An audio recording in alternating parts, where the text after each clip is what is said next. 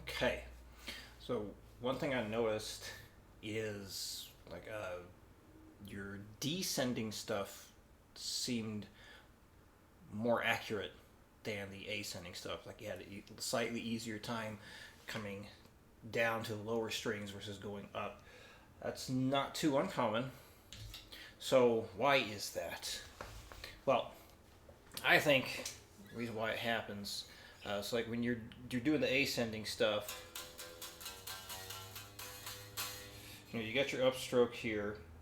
Now you got the E string, or I guess in this case the B string, you need to clear in order to hit that A string.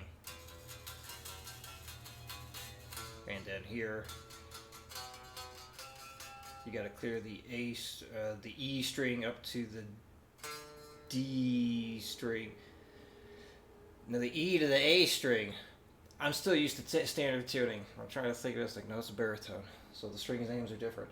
So anyway, but when you're coming down, like when you hit that upstroke there, basically puts you in a closer position to hit that string. So, got my window open and construction equipment's driving by. Anyway, so when you're doing this, I mean, just basically puts you right in position to hit that lower string. So you're not having to clear a string in order to hit the next pick direction. So that's why I think most people have a bit easier time doing the descending stuff when you're leaving the string after doing an upstroke like that. So we're going to focus on just the ascending this week, and just really troubleshoot that. So even when you start doing the repeat stuff, actually let me see here.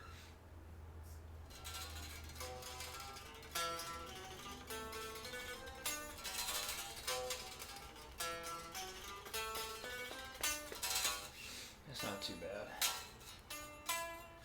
bad. When you start doing the repeat stuff, if that quarter note is too short of a duration to get back to the start, because that's a lot of strings you got to skip, go ahead and add a beat or two if you need to in order to get back down there, okay? So that's not a big deal. We're not trying to work on huge string skips. So again, when you start doing the repeats, if that quarter note here is too short of a duration, add a beat or two, so this way you can get back to the start here, because what we're concerned about is hitting the repetitions of correctly going up and up and up over and over again. So other thing to consider, try and get a good close-up here. I forget I can zoom in on this thing. Hang on a second. I think I can, right? Or zoom in with this. Let's see. All right, there we go. Good. I was going to say the cable's too short. Slanting the pick one way or another, or as it's now referred to by the Cracking the Code team, escape motion. Basically, even though when I'm playing my fastest, I have the pick slanted this way, so this way when I pick down and away from the guitar. When I pick up and into the guitar.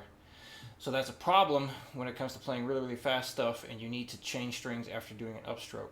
This is what I do in order to stay in this position for the most part. So when I change strings, I will rotate my arm a little bit, so this way I can change how I'm going or out from between the strings or escaping the strings, okay? So basically this, you're going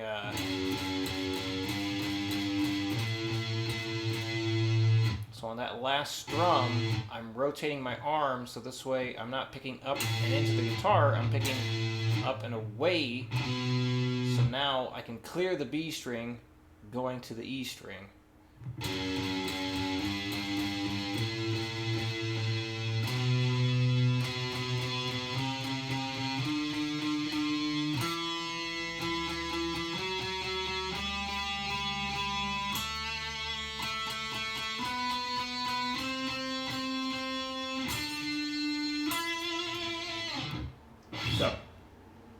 keep the camera in this position so you can better see what my pick is doing.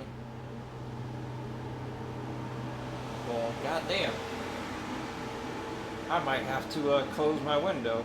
Hopefully they'll stop and let me get these demos done here. So try and pay attention to how I'm doing little quick turns with my arm as I get going here. I'll try and exaggerate the motion at the slow speeds. Faster speeds I won't be able to, but see if you can catch the little doop, just a little doop. 60. 1, 2, 3, 4.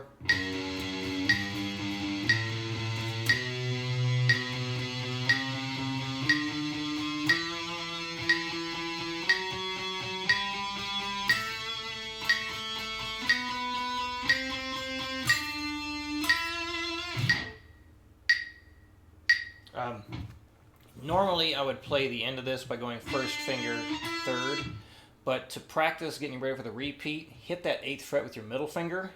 So now your index finger is free to jump back down to that low B string. So again, hit the 8th fret in the 4th bar with your middle finger so your index finger is free to jump back down quickly to the low B. So that'll help you with the repeats. All right, 100. 1, 2, 3, 4.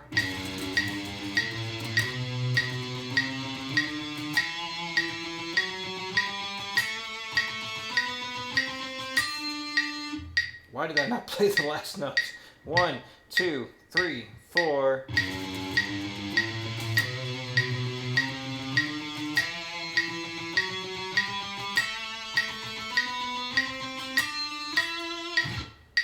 140. 1, 2, 1, 2, 3, 4.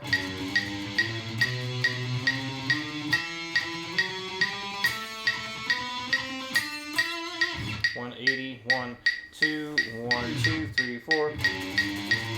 Damn it. 1, 2, 1, 2, 3, 4.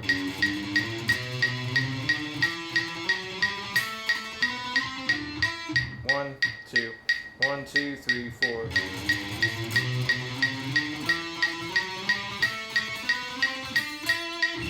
Alright, 220. So here I'm going to have to mute the strings with my fretting hand and just blast through both strings.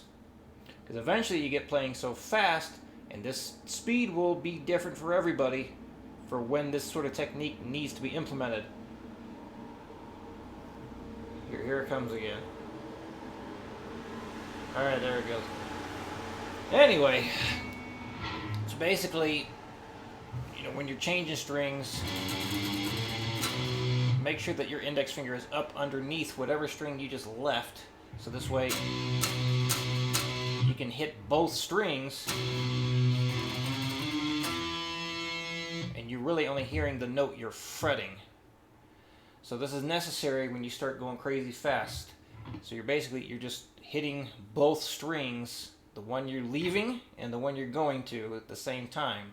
But again, you're muting the string that you left.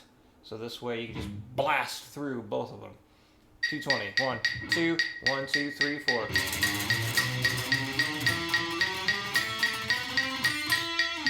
Sometimes I'll use my left hand to also help out with that. So kind of like thumb over the top thing. But when you have a big stretch, you can't really do that. Let's do that again. 1, 2, 1, 2, 3, 4.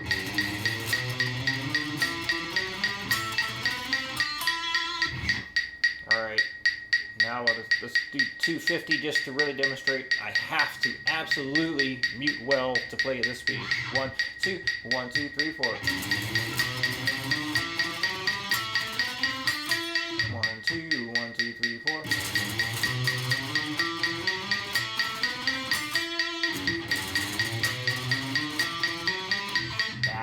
1, 2, 1, 2, 3, 4.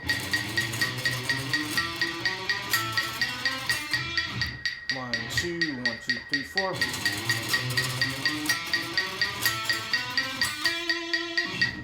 Okay. Now let's do it stupid fast. It's really, really hard for me to make sure that last 16th note is played before going up a string. I gotta get pretty aggressive.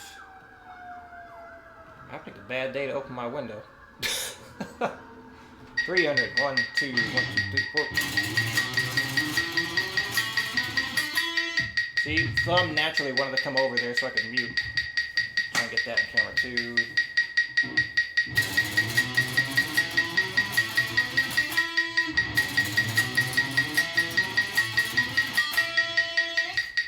So yeah, I really got to mute quite a bit there in order to hit speeds like that. Now, as you're progressing, implement muting as much as you can, because the better muter you are, or the better at muting you are, the faster you can really go.